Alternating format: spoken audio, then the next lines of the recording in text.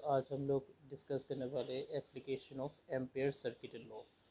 तो I think last video में we have discuss the Ampere circuital law and we have discuss the first application of Ampere's law, that is magnetic field due to infinite current carrying straight conductor.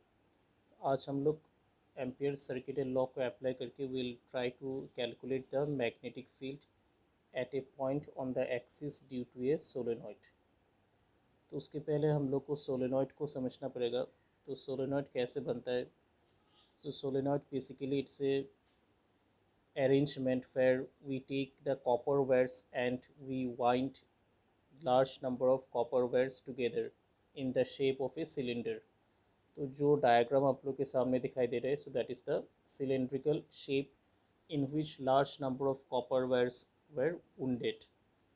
So this is arrangement of solenoid. तो इसका length मैंने consider किया एल। L is the length of the solenoid. अब अगर हम लोग दो एंड ऑफ द सोलेनॉइड को एक्सटर्नल सोर्स से कनेक्ट करते, that means the battery, then what will happen, current will pass. तो यहाँ पर जैसे करंट पास करना स्टार्ट करेगा, this will act as a magnet, because हम लोग पढ़ चुके ए current carrying coil always behave like a magnet. उसके आसपास क्या होगा, there will be magnetic field. और उसको हम लोग कैसे दिखाते हैं, this magnetic field is represented by the magnetic field lines. तो यहाँ पर जो एरो साइन आप लोग को दिखाई दे रहे हैं, this are the magnetic field lines. ठीक जैसे आप लोग इलेक्ट्रिक फील्ड लाइंस पढ़ा था in electrostatics, in the same way here it will be magnetic field lines to represent the direction of magnetic field. तो यहाँ पर देखिए, यहाँ पर हम लोग किसको कैलकुलेट करने वाले, we will try to calculate the value of capital B, that is magnetic field.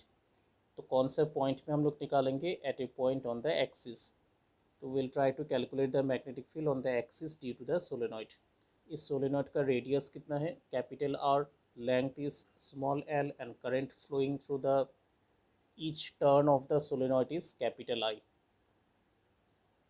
तो यहाँ पर देखिए, यहाँ पर उसको करंट का डायरेक्शन को मैंने डॉट और क्रॉस सिंबल से दिखाया। क्रॉस मतलब इनवर्ट और डॉट मतलब आउटवर्ड। तो यहाँ पर करंट कैसे पास हो रहे, एक बार अंदर जा रहे और एक बार बाहर निकल रहे। तो इसमें से अगर हम लोग सिर्फ दो स्ट्रिप को कंसिडर करते तो वो दिखने में ऐसे होगा। तो यहाँ पर पॉजिटिव क्रॉस जो सिंबल दिखाई दे रहे, that is the inward direction of current, और डॉट का सिंबल क्या है, आउटवर्ड डायरेक्शन ऑफ करंट। तो जैसे करंट फ्लो करते उसके आसपास क्या होगा, मैग्नेटिक फील्ड होगा। So this concentric circles represent the direction of magnetic field. तो यहाँ पर इन दोनों स्ट्रिप के बीच में मैग्नेटिक फील्ड कितना होगा, ऑब्वियसली ज़ीरो होगा। क्यों, बिकॉज एक का डायरेक्शन इनवर्ट है, दूसरा का डायरेक्शन आउटवर्ट है। So net magnetic field at the centre will be equal to zero. तो यहाँ पर हम लोग क्या निकालेंगे, will try to calculate the magnetic field. तो हम लोग कौन सा लॉ अप्लाई करने वाले, एम्पेयर सर्किटल लॉ। और अगर आप लोग को याद होगा, एम्पेयर सर्किटल लॉ में कुछ स्टेप्स होते। तो पहला स्टेप क्या था, कॉन्सिडर द एम्पेयर लूप। तो पहले मुझे क्या करना पड़ेगा, first we have to consider the closed loop. So यहाँ पर जो दिखाई दे रहा है डायग्राम में, PQRS, so this is the closed loop which is also known as the Ampere loop. तो यहाँ से करंट कितना फ्लो कर रहा है, कैपिटल आई। तो यहाँ पर देखिए, PQRS को मैंने कंसिडर किया एम्पेयर लूप। तो यहाँ पर PQ का जो लेंथ है उसको मैंने कंसिडर किया small h। Small h is the length of the arm PQ। then current will flow QR, then RS, then from S to the point P। तो आइए इसका हम लोग निकालते हैं मैग्नेटिक फील्ड। तो मैंने लेंथ कितना कंसिडर किया था PQ का, that is H, and similarly RS will also be H। तो यहाँ पर ये लेंथ है H, H is the length of the arm PQ। तो यहाँ पर नेट मैग्नेटिक फील्ड कितना आएगा, so from the Ampere's law we know that the net magnetic field will come out, that is equal to integration B dot dl equal to mu naught times total current. जो Ampere's law था हम लोग का, according to the Ampere circuit law, the integration B dot dl equal to mu naught times total current. तो यहाँ पर हम लोग कैसे निकाले, so B dot dl will be the integration of B dot dl over the Ampere loop PQRS। तो यहाँ पर इसको हम लोग सेपरेटली लिख सकते हैं, that is integration B dot dl over the arm PQ plus Q R plus R S plus S P. तो एम्पेयर लूप का पूरा जो मैग्नेटिक फील्ड आएगा तो उसको हम लोग यहाँ पर लिखा separately for each of the branches P Q Q R S and S P. तो इसका जो टोटल आएगा so total will be equal to integration B dot D L and that is equal to mu naught I in E. So that is in accordance with the Ampere circuital law. तो आइए अभी calculate करते हैं हम लोग। तो यहाँ पर देखिए, यहाँ पर जो दिखाई दे रहा है आपको आर क्यू और एस पी, इन दोनों का डायरेक्शन देखिए, मैग्नेटिक फील्ड इज हॉराइजेंटल और आर क्यू का लेंथ क्या है, it is making an angle of 90 degree with the direction of magnetic field. तो कॉस 90 कितना होता है, ज़ीरो। तो हम लोग क्या बोल सकते हैं, एस पी और आर क्यू के लिए integration B dot D L का जो डॉट प्रोडक्ट होगा that will be equal to zero. Q zero होगा because cos 90 is equal to zero. अब ये 90 कैसे हुआ, because the length R Q and S P both are perpendicular to the direction of the magnetic field. तो इन दोनों branches के लिए मैग्नेटिक फील्ड कितना आएगा, that will be equal to zero. तो यहाँ पर आप देख सकते हैं cos theta equal to zero because theta is equal to 90। तो बी डॉट डी एल क्या होगा, B dot D L cos 90 equal to zero. So magnetic field because of the branch S P and R Q will be equal to zero. आइए आप निकालते हैं for the branch S are. तो S R एक बाहर का point है, outside point, ये सोलेनॉइड से बहुत दूर में है। तो उसके लिए भी मैग्नेटिक फील्ड क्या होते हैं, that is also equal to zero because magnetic field will act in the branch. तो यहाँ पर हम लोग क्या बोल सकते हैं, जो बाहर का पॉइंट है उसके लिए हम लोग एज्यूम कर सकते हैं कि मैग्नेटिक फील्ड उसके लिए क्या होगा, that will be equal to zero. Q zero आया, समझ में आया आप लोग को, बिकॉज ये जो बाहर का ब्रांच था आर एस, तो यहाँ पर जो मैग्नेटिक फील्ड होगा that is assume to be very very negligible. तो उसके लिए हम लोग बोल सकते हैं magnetic field across the branch R S is equal to zero. तो यहाँ से कितना कैंसिल आउट हो गया, S P branch cancel out हो गया, आर क्यू कैंसिल आउट हो गया, और कौन सा कैंसिल आउट हो गया, आर एस। तो बचा कौन सा, that is only P Q. So now we'll try to calculate the magnetic field due to the branch PQ. तो according to the Ampere's law that will be equal to mu naught times total current। तो total current कितना है, I capital I। तो यहाँ पर देखिए PQ का length और मैग्नेटिक फील्ड का डायरेक्शन दोनों सेम डायरेक्शन में है, तो एंगल कितना होगा दोनों के बीच में, 0 डिग्री। तो यहाँ पर हम लोग क्या बोल सकते हैं, cos 0 equal to 1। Integration B dot D L equal to integration B dot D L cos 0। so that can be written as integration b dot dl pq equal to mu naught times total current। तो यहाँ पर हमने लिखा b into D L. अब D L क्या था, small length element, इसका अगर हम लोग इंटीग्रेशन करेंगे तो टोटल लेंथ मिलेगा। तो total length is how much, already we have considered that is equal to H. So we can write b into H equal to mu naught times total current. अब यहाँ पर मैंने consider किया number of turns is capital N, मतलब solenoid का जो number of turns है, total number of turns it is given by capital N. तो एक्सप्रेशन में क्या इफेक्ट होगा इसका, तो यहाँ पर देखिए since the number of turns is capital N, so what we can write small N is equal to the number of turns per unit length. तो क्या होगा, कैपिटल एन बाई एल। तो ये अगर कैपिटल एन बाई एल होता है तो N capital N कितना होगा, cross multiplication small N into L, और यहाँ पर एल मतलब क्या था, एच। तो यहाँ पर हम लोग क्या बोल सकते हैं, capital N can be written as small N into H. तो उस हिसाब से अगर हम लोग इसमें पुट कर देंगे फाइनल एक्सप्रेशन में, so then B into H will be equal to mu naught within bracket N into H into capital I, because I is the total current. तो यहाँ पर मैंने क्या किया था, capital N is the total number of turns, तो इसको मैंने लिखा small N into H, where small N is the number of turns per unit length, और लेंथ कितना है यहाँ पर, H. So what is the final result, final result comes out B equal to mu naught times N into I. So this is the final result of the magnetic field at the axis point due to the solenoid. So I hope you have understood this derivation. You have to practice this one, then only it will be clear to you. यहाँ पर हमने ampere loop consider किया था, P Q R S, अलग अलग branch के लिए अलग अलग करके हम लोग निकाला। So all the branches will be cancel except P Q. तो पी क्यू के लिए कितना आया, B dot D L equal to mu naught times total current, then we have consider total number of turns capital N, that can be written as small n into h, where small n is the number of turns per unit length. तो length कितना है यहाँ पर h, तो total number of turns कितना हो गया small n into h. So the final result comes out b equal to mu naught into n into I.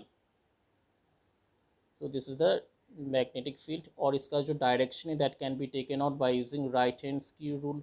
जो राइट हैंड का कर्ल होते हैं, जो curl of the fingers will give the direction of the magnetic field. तो आइए next application में जाते हैं एम्पेयर्स लॉ का, that is toroid. So basically what is a toroid.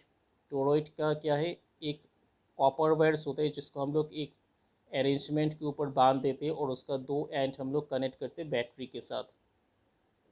तो अंदर का जो कोड है उसको अगर हम लोग हटा देंगे तो ऐसे लगेगा there are copper wires which are wounded together and two ends of the copper wire is connected with the two terminals of the battery. तो यहाँ पर तीन तरह का क्रॉस सेक्शन बनेगा. एक होगा अंदर का दैट इज़ रिप्रेजेंटेड बाय 1, एक होगा सरफेस का दैट इज़ रिप्रेजेंटेड बाय 2, और तीसरा होगा आउटसाइड पॉइंट के लिए दैट इज़ गिवन बाय 3. तो तीनों का अलग अलग करके हम लोग निकालेंगे by using ampere circuital law. तो यहाँ पर देखिए मैंने रेडियस कंसिडर किया. फर्स्ट इनर सर्कल का R1, आउटर सर्कल का R2 और थर्ड क्रॉस सेक्शन का R3. तो आइए इसका हम लोग निकालते हैं. B1 is the magnetic field due to the current in the inner circle that is given by B1. B2 is the magnetic field on 2 and B3 is the magnetic field on the third cross section. तो if we apply the Ampere's law over the inner circle, तो inner circle में देखिए if we consider the Ampere loop, then there is no current which is enclosed by the Ampere loop. Ampere loop ने कितना current enclosed किया, that is equal to 0, because inner circle में तो कोई भी current flow नहीं कर रहा है. तो उसके लिए मैग्नेटिक फील्ड कितना आएगा, obviously equal to 0, because since the current is equal to 0, so magnetic field will be equal to 0. So I think you have understood this point. For the inner circle there is no current enclosed by the ampere loop, so यहाँ पर magnetic field कितना आएगा, that will be equal to 0. तो next आएगा हम लोग का second cross section. So second या हम लोग कंसिडर करते हैं. आई थिंक ये वाला पॉइंट आप लोग को क्लियर हुआ. इनर क्रॉस सेक्शन के लिए क्यू 0 आएगा because since no current is enclosed by the Ampere loop, so obviously magnetic field will be equal to 0. Now let us go for the third point that is outside point. तो outside point के लिए क्या हो, we can apply the Ampere's law that is given by integration B3.dl equal to mu naught total current. Total current कितना है third cross section में, I3. तो उसके बाद यहाँ पर देखिए I3 is also equal to 0 because outside point के लिए there is no current that you can see in the diagram. If we consider the ampere loop, then there is no current enclosed by the ampere loop because third point कहाँ पर है, बाहर है. तो अगर point ही बाहर है तो current क्या आएगा, 0 आएगा. So magnetic field क्या होगा थर्ड point के लिए, that will also be equal to 0. तो B3 will be equal to 0. क्यों 0 आया, I think you have understood this point because at the point 3 there is no current enclosed by the ampere loop. अब final point कहाँ पर है, second. So point 2 पर क्या होगा magnetic field, if you apply the Ampere's law then it will be given by integration B2dl equal to mu naught I2. तो I2 we can write simply as I current, total current, और B2 के जगह पर हमने लिखा B. तो यहाँ पर देखिए यहाँ पर क्या होगा, so current is I, so this can be written as integration B.dl equal to mu naught I2 according to the Ampere circuital law. अब देखिए डायरेक्शन ऑफ मैग्नेटिक फील्ड और लेंथ एलिमेंट dl दोनों का डायरेक्शन कैसा है, point 2 पर. Both are tangential, so both are in the same direction. So angle कितना बनेगा between the magnetic field and the line element, that is equal to 0. तो यहाँ पर हम लोग क्या बोल सकते हैं, इंटीग्रेशन B.dl का जो डॉट प्रोडक्ट होगा that will be equal to B.dl cos 0 degree. cos 0 degree कितना आएगा, 1 आएगा, so that will be equal to B.dl. तो उसके बाद फाइनल कैलकुलेशन जब हम लोग करेंगे, so B will be outside because it is constant, it is uniform everywhere. तो उसके बाद हम लोग को क्या मिलेगा, so B it's outside integration DL equal to mu naught into I2. तो I2 we can take as total current I, और DL का जो इंटीग्रेशन आएगा, DL is the line element था. तो पूरा सर्कल के लिए टोटल लेंथ कैसे हम लोग निकालते हैं, circumference, because already you know that for a circle the total length is represented by the circumference that is given by 2 pi r. R is the radius. तो यहाँ पर क्या होगा, b into 2 pi r equal to mu naught I2. तो finally what we can write that I2 is taken as I and we have considered n number of turns. total number of turns कितना है, capital N. So B will be equal to final expression क्या आएगा, mu naught n into I divided by 2 pi r. So this is the expression for magnetic field at the point 2 due to the current capital I. So that is given by mu naught capital N into I divided by 2 pi r. R is the radius. तो यहाँ पर n क्या था, capital N is the number of turns in the toroid. So this is how we derive the expression for magnetic field. तो यहाँ पर देखिए magnetic field it depends upon radius inversely and it depends upon capital N directly. तो यहाँ पर ये वाला point बहुत इंपॉर्टेंट है, एग्जाम में आते, how we can increase the strength of the magnetic field. तो यहाँ पर हम लोग मैग्नेटिक फील्ड का स्ट्रेंथ को कैसे बढ़ा सकते हैं, by increasing the total number of turns capital N and also by decreasing the radius small r. अगर हम लोग रेडियस को कम कर देंगे then magnetic field will increase. So this is how we can change the magnetic field. तो I think आज का लेक्चर आप लोग को समझ में आया होगा. Thank you all of you.